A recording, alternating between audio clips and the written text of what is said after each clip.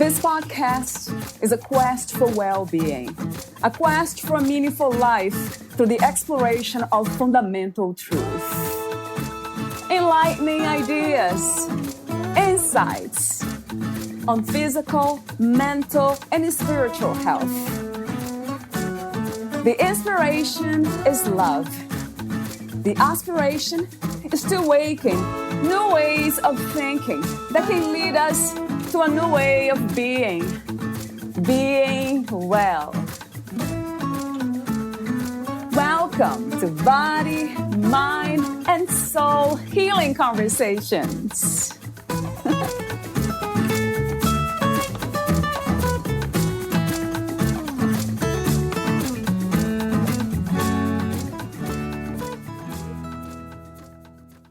Have you thought about meeting your therapist outdoors and walk together while the therapeutic processes unfold? If not, it's time for an added natural healing component. Nature. This is not a new practice method. In fact, it is a very ancient concept. Aristotle and Socrates famously walked during lectures. Sigmund Freud also walked with patients during the analysis process.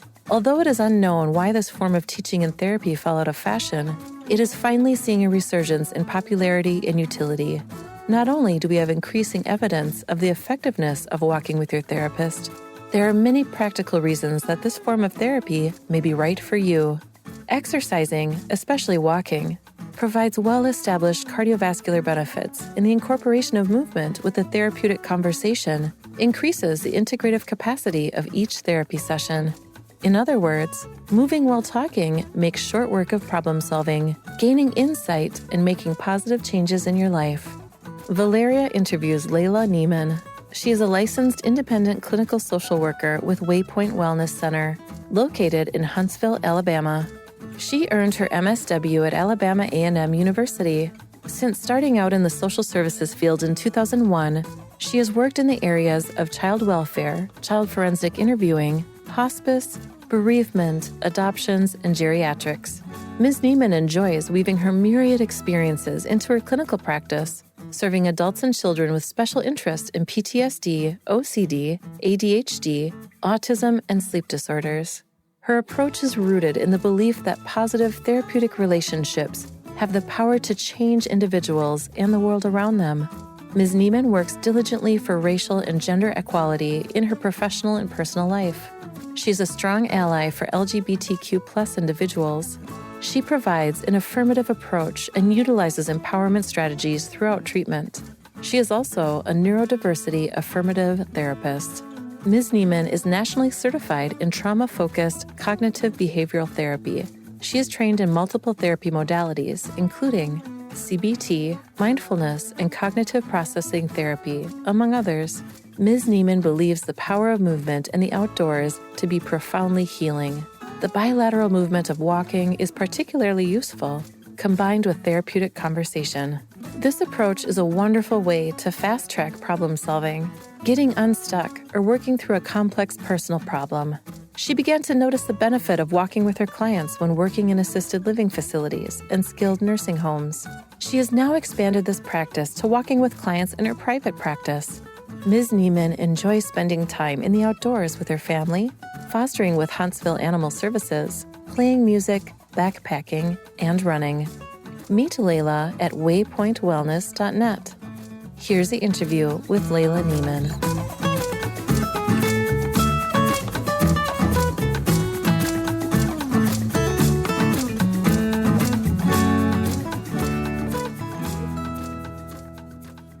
In your own words, who is Layla Neiman? That's a tough one. I am embracing middle age, and as I've, come to this place in my life, I guess I tend to think of myself more as a traveler. That I travel through roles, I travel through time. Sometimes I'll travel back in time and think about who I was. Sometimes I think about who I'm going to be. Most of the time, I'm traveling through different roles that I fill in life, like a mom, like a therapist, like a wife, like a caregiver. There are so many roles that we have to do at midlife and that we're really, that require us to go from one version of ourselves to another throughout the day. So that's sort of how I think of myself now, as a happy little traveler, I love that. trying to do all the things. That sounds wonderful to me. So it kind of makes me think about being open to life and not being fixed, trying to find a destination all the time and staying there. So Absolutely. That sounds like freedom to me. Absolutely. What inspired you to become a therapist, Layla? Well, it was, I guess it took some twists and turns along the way. It was one of the things that I started out whenever I was in college. I had come from a fairly traumatic background. So it was something that always appealed to me, to be able to kind of utilize those experiences to help other people who might be in crisis. And so I floated around in the field first as a child welfare worker. So that's where the social work began to really appeal to me. And eventually it turned into getting my master's, working in several other areas like bereavement and hospice and child advocacy. And, in the last 10 years, have been more private practice oriented therapist. Therapist has been my primary title, I guess. How do you define mental health these days? What is to be mentally healthy? That's a big one right now, because people collectively have experienced a trauma. And trauma survivors know that during the trauma, you function fairly well, because we have these mechanisms in our mind that allow us to function so well under distress. But when the trauma is over, that's when sort of everything hits. And so I think mental wellness right now is really important for people to find what that means to them, what, mental health, what mental wellness, is when we're resolving something that was really scary and really changed a lot of people's lives. I never heard it that way, too. That's very refreshing about trauma, navigating through trauma. It's actually, in a way, easier than the post-trauma. And so often trauma, exacerbates a mental health issue. So something that may have always been under the surface can be exacerbated by trauma. And we're learning really now that trauma really is the thing, these adverse events is what creates not only mental health diagnoses like depression and anxiety, but also physical maladies and health problems. Have you defined mental health for yourself? What would that be if you did? Let me think on that for a minute. I think mental health for myself means balance. I can absolutely feel when things are out of balance, all those roles I talked about earlier, when there's that strain of, too many roles to fill, and it gets thrown out of balance, and sleep gets thrown out of balance, or nutrition gets thrown out of balance, then that's when I have to take note of where are my thoughts going? Where are my emotions? How are they coming out? Another open question is about the purpose of the human experience. What do you feel that is? I think connection. I think connection, not just with people, but with, plants and animals and everything. With people, of course, too. But being able, the point of living, I think, is to really be connecting with all the energy around you. I love that answer. It made me think about the picture you sent me with the dog. My dog, I love her. That is such a beautiful image, to look at it. What is about animals? And I have to extend that to nature. What is about nature, seems to me, when it comes to the natural way of living? We have forgotten that. Thinking about plants, the natural world, and animals, what is about them that attracts us, that's so healing? So many things. I think we want to see ourselves in their freedom at times. I know Yeah. I do. Um, Yes. Oh, yes, me too. I think we also see reflections of the harshness of the world in animals a lot of times. And like I said, I did a lot of bereavement work, and a lot of times people were, they had gotten through a death, but they lose a pet, and they seem to have a heightened reaction. It's like this allows them to grieve all of their griefs that they've been holding on to. So it's just a really unique connection that humans and animals have. And I think for trauma survivors to really identify with animals because they're safe. They're safe. Yeah, that's a powerful truth that you just said. It feels like a safe place, a safe space to be in the presence of animals, in nature, of course. Would you say it's because, in the case of animals, because there's no mental activity in a sense of judgment, that they are just open? Absolutely. Openness and protection. The openness, we really see that in children who might have some speech or reading disfluencies. Reading to animals can be beneficial to them. And so that has to come down to the intrinsic knowledge that even a young child has, that they're not ever going to be judged negatively by an animal. By somebody here, I believe. He or she said, I wish I could remember the name to quote, but I don't, about if all children were loved unconditionally, that we wouldn't have any trauma, any issues, mental health issues. Right, absolutely. If children have even one person who lights up when they walk in the room, that is such a protective factor for them in their life. And we do know that. We know that children just need that one person. And this is something that it seems like we are not living this reality yet in families, within our families, of loving one another unconditionally. Do you wonder why, Layla? Sometimes I do. I work with a lot of families. And so I tend to focus more on the micro level whenever I get in that headspace of, questioning why is it this way, more moving toward that solution of, if I can help a parent learn to accept their child as they are, then at least I'm doing one thing to remedy that.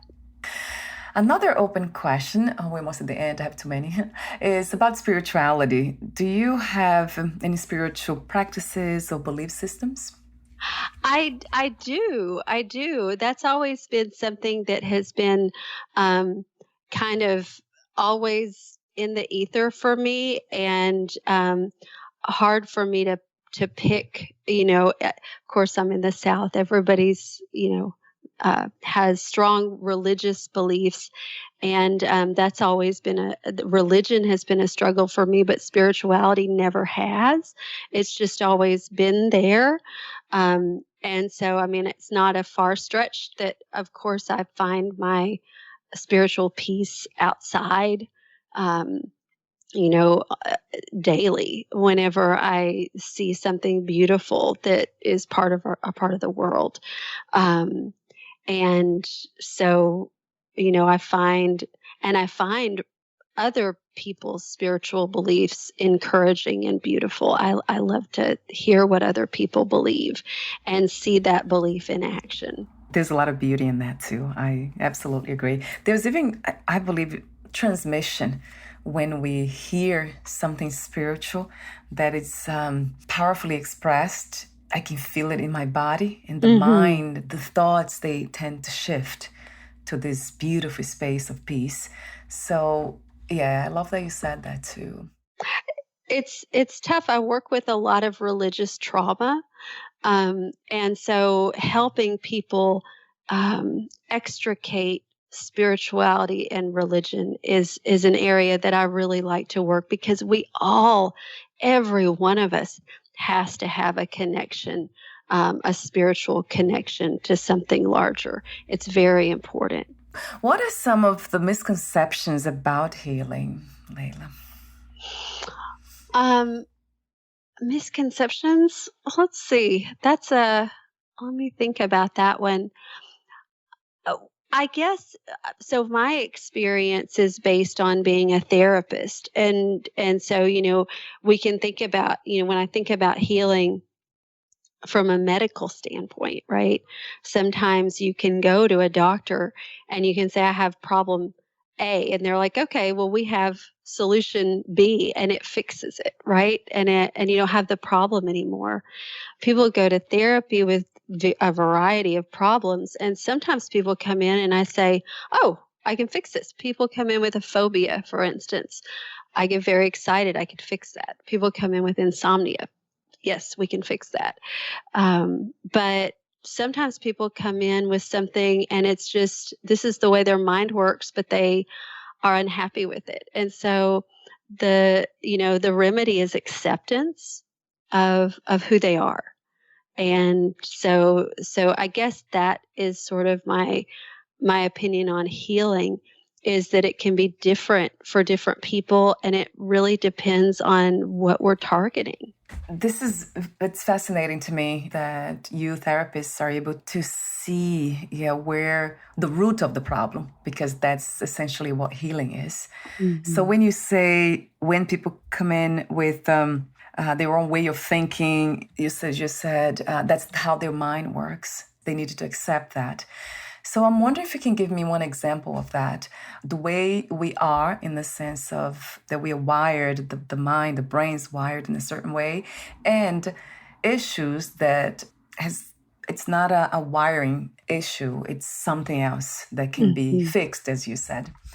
So I suppose what comes to my mind is, certain what we call neurodevelopmental things like ADHD or autism, and there's an intersection there with trauma, and so those are always,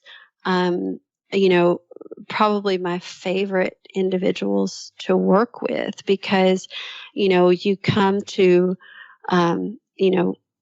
create a new narrative about the traumas that have occurred, but within this context of really gaining an acceptance and a pride, if possible, about the way your mind works, overcoming how maybe other people may have negatively judged your behaviors, your actions, that kind of thing. I remember interviewing somebody, I think you call neurodiversity. I learned about that recently. And he's a therapist who is, two of them actually, two different people interviewed recently. They're autistic, they fit in that spectrum, and they came to embrace that. And they speak in a way that's so beautiful, so refreshing. I mean, made me laugh throughout the interview because it's very funny a lot of times, because it's almost like, I don't know if I have interviewed only 2 or 3 people on that, but there's something about their minds that's it doesn't fit within this societal rules or boxes that most people kind of force themselves to fit in. Right. And they don't try to fit. They just feel very uncomfortable. And I was really humbled by it, because I wonder if we all could be that way, if we could all express ourselves truthfully without shame. Absolutely. Being able to be your true self without this fear that you're going to be shamed for being too loud, too much, too different, that kind of thing, or being forced to communicate in a way that's uncomfortable for you. So, so that's an area that I've had a lot of interest in lately, and again, just has become the favorite my favorite cross section of my caseload. So the services that you offer, and now I have to ask just in case if this is not a service that's a general services for all other therapists, not just you, but the service that I have seen there, it says outpatient therapy, walk and talk therapy and personal coaching, supervision and consultation. That's probably from my website that I created. And the walk and talk is my own thing, I guess, if that makes any sense. And then the outpatient is through Cornerstone Counseling, which is Dr. Stacy Eichert's counseling center. So and then the supervision and consulting is also kind of my own thing. So walk and talk hsv.com, right? This is your website. That is my website. It's actually just changed, or I've added it. That should go to it. So because I just formed an LLC, it is now waypointwellness.net. Oh, wonderful. Is that active already, Layla? Yes, I can send it. I'm working on it a lot right now. There's a lot of big growth going on right now in my life. So I'm working on that, and I have a logo and all this fun stuff. So I will send all that to you. So let's talk about walk and talk therapy. First question, basic question. What is it and how did you discover it? So walk and talk, I think a lot of clinicians are doing. I didn't quite, the way that it kind of came into being in my practice was actually whenever I was working with geriatric patients in assisted living facilities and nursing home facilities. And what I found was that a lot of them had varying stages of dementia. Most of them were depressed. And because of the changes they'd undergone with their health, with their cognitive functioning, things like that. And what I found is that whenever I got them up and we walked together, whether we were walking outdoors, whether we were walking up and down the halls, all of a sudden they would just start talking and talking and talking, and they felt better.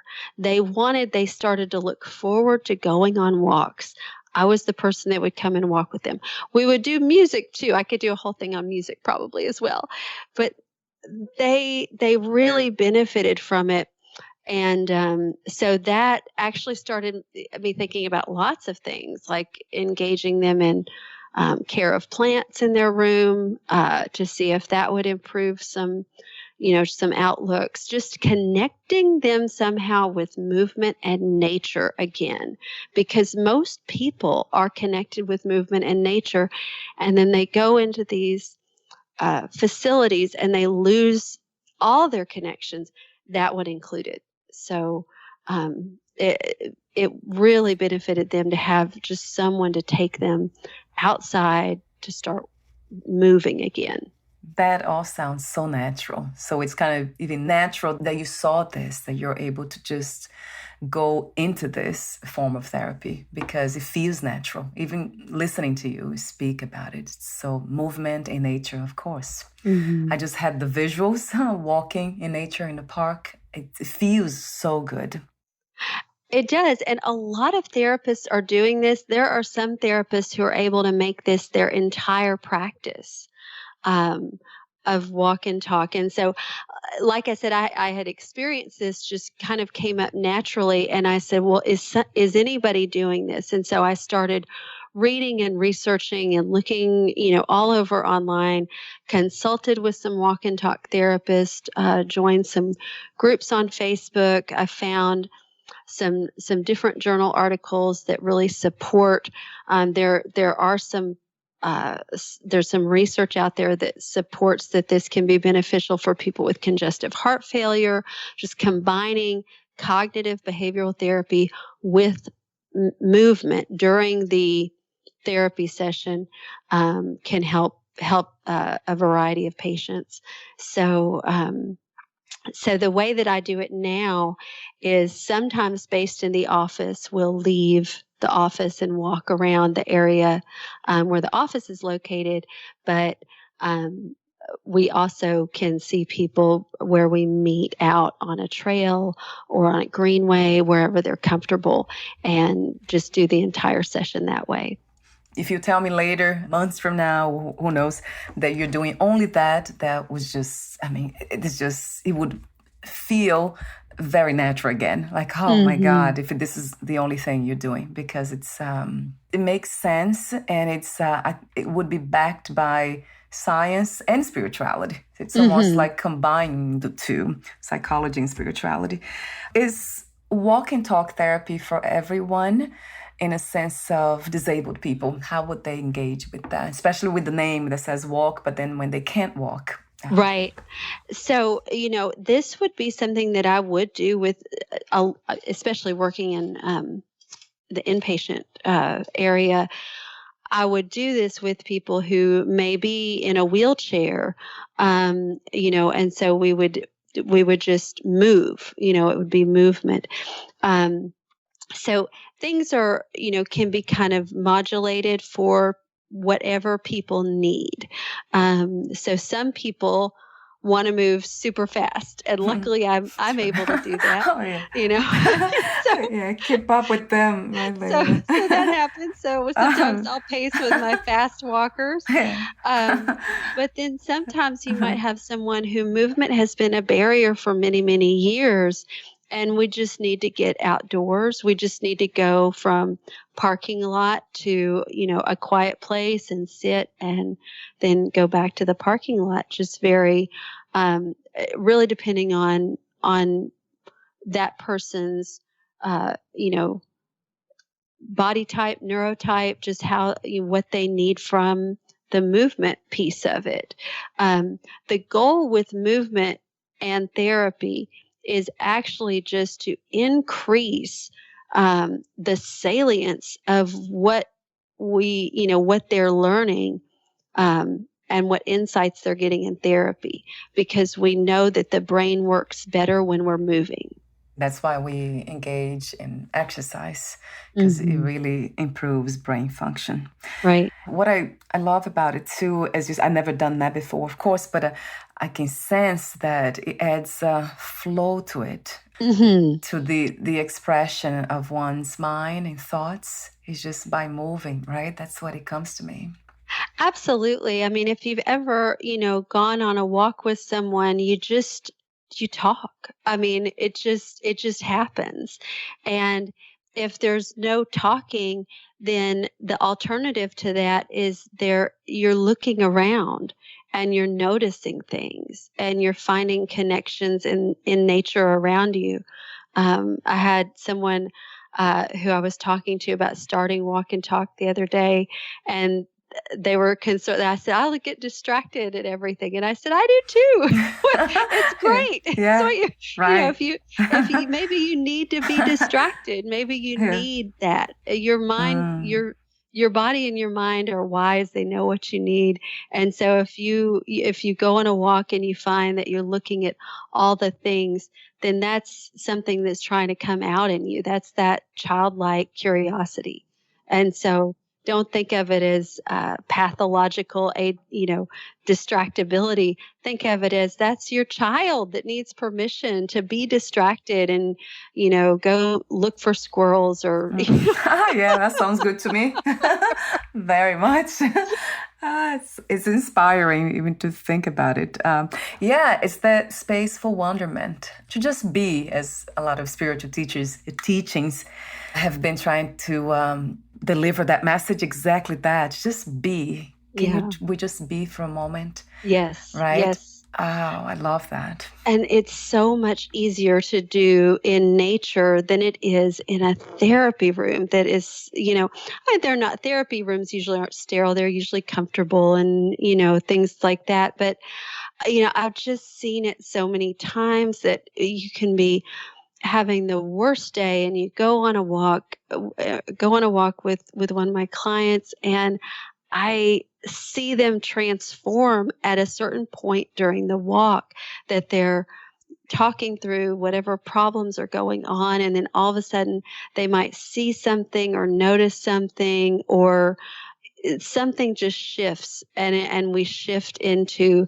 peacefulness, mindfulness, noticing something that's important.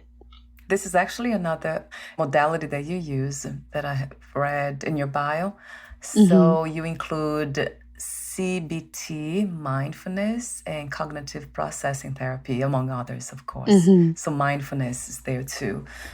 Can you please clarify the difference between mindfulness and concentration, Leila? Because sometimes we confuse those two things.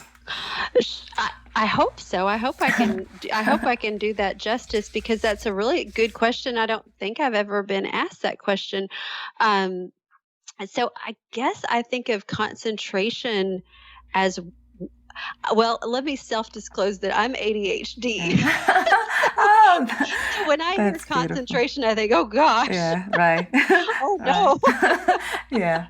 And so I think of concentration as you're concentrating your energy into solving a problem. If I think of concentrating, I think of, hyper focusing on something, whereas mindfulness is more of being open to what is coming into you without you having to work at it. That makes so much sense to the mind and heart, what you just said. Yes, concentration to me, it brings a lot of stress, really. Yes. I know it's necessary sometimes as a function, right? But yes, it comes along with stress and being fixed on anything. So I love that your answer, right? Mindfulness being just this way of being open to what is happening. It's sort of being present to what is present in an open way. We don't need to concentrate, but just being here, present. That takes practice, I know. Do you use meditation as a way of becoming mindful, or different practices? So, this is something that a lot of people struggle with, is this idea that meditation is supposed to be a certain way, and that you can't achieve meditation through other means. And so I do have some clients who are really able to develop a meditation practice. And there's so many good apps out there now that really helps people understand meditation. And I love to work with people who don't do well with that. I like the people who, maybe they just don't, they're struggling to calm down their nervous systems. And so we talk about movement meditation, mindful meditation, meditation as during discrete segments of your day that maybe you can work in, some mindfulness meditation where you're just trying to be, where you're only focused on, how the ground feels at your feet, if you're doing the dishes, how the dishes feel whenever you're washing your dishes. Things like that, to be able to incorporate meditative acts, I feel like I'm not pronouncing that well, into your day before you open up to the full experience of quiet sitting meditation. It's more spacious when we are engaging with meditation and mindfulness. To me, they are one too. They feel like one. Well, and that's a wonderful point that you bring up. I always say I've got the best job in the world for calming down your nervous system, because I get to be mindful during my workday. That's part of my work, is sitting and being mindful and being open with someone for hours a day. Oh my God. Yeah, that's it. Divine work, I call it. We are doing or being what we are meant to be here, which is kind of do exactly that, integrate everything, the physical experience, the human experience with the spirit, as we might call it, or the abstract world. It's just the most amazing thing. That's what I call creativity. Absolutely. Right. And I listen to you interview people, and that comes out that, you're really present for these interviews. So Yes, sometimes it's not easy, especially with the female hormones. And once a month, I don't know why. It's getting better on the body with that, but it's interesting how, and I wonder why. I'm going to interview somebody about that who specializes in hormones. Oh, I will listen to that one Really? because yes, God. that's my stage of life as well, and I know I get my attention span really gets hijacked, sometimes, and it's harder to be in your body at times. Yes, right. It affects the brain. It's incredible to witness because I'm very much aware of everything that's happening within the body and mind. Hmm. And I see that connection. The hormones are changing, then the mind. How fascinating. But I do take everything very lightly, and that helps a lot. Hmm. To take it light in the sense of having fun with it, whatever is Yes. happening. Yes, absolutely. We are almost at the end, but I do have another topic that I found on your website. It's a blog post honoring our biorhythms. So I think I heard about this before, but not sure. So talk to me about biorhythms. What are they, and how do we get to listen to our natural rhythms? That's what I take it from it. I read the article, and that's what it came to me. I mean, that my understanding is giving permissions to ourselves to just slow down. But maybe I understood that incorrectly. I'm not sure. No, that was exactly my point because and we're getting into that time of year again. I had so many friends and clients who were so frustrated and worried about their seasonal affective symptoms, that it's getting to be winter and I'm going to feel so bad. And they were having almost this anticipatory reaction that I'm going to have to slow down. I'm not going to feel good. And I thought, what? Nobody's embracing this. And so I looked online and I tried to find these things, and there's nothing written about just enjoying the slowdown and embracing the slowdown and falling into your sadness if you need to and sitting there for a while. So that was what that inspiration was, to maybe be to put something out there that said, it's okay and it's actually important that we have these seasonal rhythms in which we rest, we grieve if we need to, that we collect energy stores for the coming year. And our bodies know that, and we don't have to pathologize it and call it seasonal affective disorder. Not that that doesn't exist and is severe for some people. I don't want to minimize that experience at all. But I think a lot of people self-label when we can instead accept and embrace it. That's a beautiful message, though. You make me think about the natural world again and how everything is just allows kind of life flow through them. In general, we see life itself in a sense of the seasons, as you say, but also the trees, the animals. But then it seems like only we human beings try to stop that flow. Right? Yes, we fight with it, and I don't think that's a good idea. No, and then we suffer. I really believe that. That's why we suffer. We're just fighting these natural mechanisms, the natural flow of life, which includes everything, right, Leila? The good and the bad, if we can label that way. Yes, no, I completely agree. And so there's just too much of that. And so I really, part of my belief system as a clinician is to, really try to stop pathologizing some of the things that we say are illness, and really look and say, okay, are there some things we can embrace and accept and learn just to manage better? I love that. Not just trying to fix it or try to change it, right? Because we are not all the same. I think one of the reasons it seems like it might be comparison, isn't it? That we have learned to compare ourselves with others, and we end up trying to be the same and trying to fit again in boxes and be like everybody else, or do what everyone does. And that causes a lot of issues. I have done it myself, tried to fit in, and I had so much suffering. That's when all my troubles really begun. And then also ended when I stopped fighting and I accepted that I couldn't do what most people did. I couldn't live like most people. Absolutely. What do you love most about being in the human body? Oh, goodness. Right. So much, everything.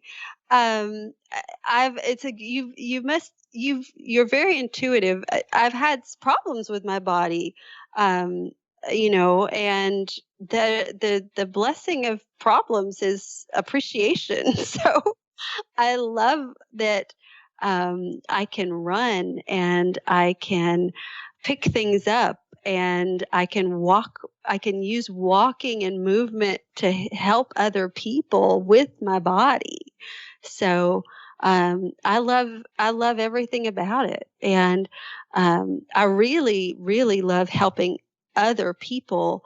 Work on overcoming trouble with their body, illness, and chronic pain, because I've lived that life. And so I'm just really appreciative of my body at this stage of the game. Wow. And your laughter really answered the question immediately, the way that just came in naturally too. Thank you for being you again. What is another word for healing? What comes to mind? Oh, another word for healing. Goodness gracious. Let's see. Oh, I have so many. And I really think growth is, I think because what the image I get is, scars on a person and, even scars on plants, they grow over and we heal from it. But you have to grow. If you don't grow, those scars don't change. Yes, 1 trillion times to that vision for all of us, that we grow from our wounds, yes, from our pain and suffering. Thank you so much, Leila, for your presence here today, the wisdom, the natural wisdom that you express, the work that you're doing and are yet to do, and all the growth that you have been through and the growth that you promote. And everything else in between that could be felt. Thank you. Thank you. Thank you so much for having me. And, it's a wonderful, this podcast, all these interviews are so amazing and put such good out in the world. Thank you. The body appreciates. I usually say it's the only part that complains sometimes. What are you doing here? Sitting down instead of being out there. It's the only part, nothing else. So before we say goodbye, where can we find more information about you, your work, services, and future projects? So as I mentioned, I just redid my website, and it's waypointwellness.net. And so that is my brand new LLC that was just formed. And so I think still the Walk and Talk HSV or Walk and Talk HSV will still route to there. Ah, wonderful. So I'll have the new link on your podcast profile, the website link. Yes. Thank you so much again, Leila, and we'll talk soon. Bye. Thank you so much. Thanks.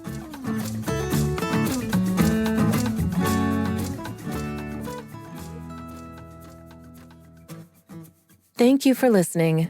To learn more about Leila Nieman and her work, please visit waypointwellness.net.